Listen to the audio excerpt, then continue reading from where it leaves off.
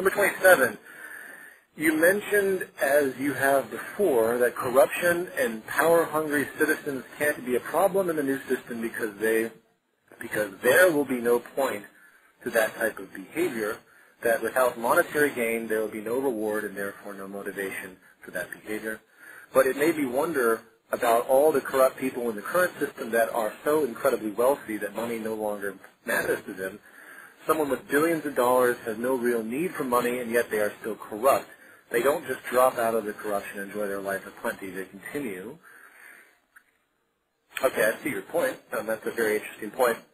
Well, first of all, those that have exorbitant amounts of money, most of them, they have moved through a particular process to attain that type of wealth, and that typically comes in vast manifolds of general free market corruption, general competitive differential advantage.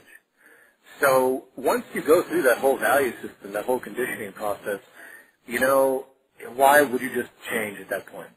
If you've been a criminal to get rich, once you're rich, that doesn't mean you just suddenly don't have a, quote, criminal mentality. Corruption, money is a polluting mechanism.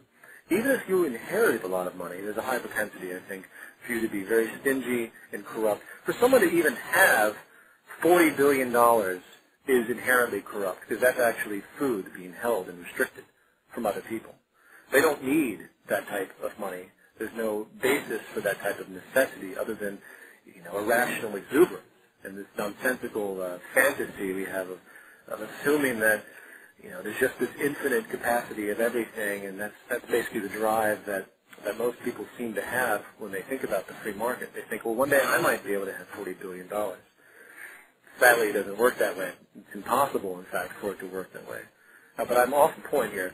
So the reason that people are corrupt in the higher echelons is because they've been conditioned into that type of behavior. Now, I have to see more specifics of what you're talking about. It depends on how you define the term corruption as well.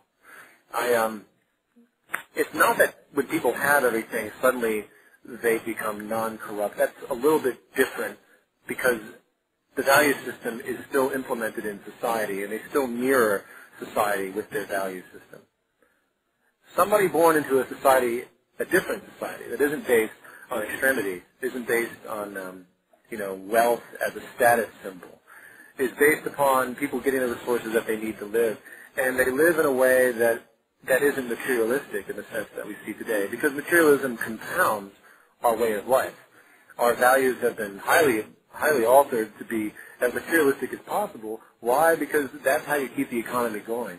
If people were not materialistic, then the economy would have a big problem. I think I mentioned this before, but before the Second World War, the consumption level on average per capita was half of what it is now. And why? Social scientists got together after World War II and said we have to get people to start consuming. And that's really the pattern that you see today. There's perpetual consumption, perpetual emptiness of people wanting more and more and more. You know, how much is enough? It's never, ever going to be enough.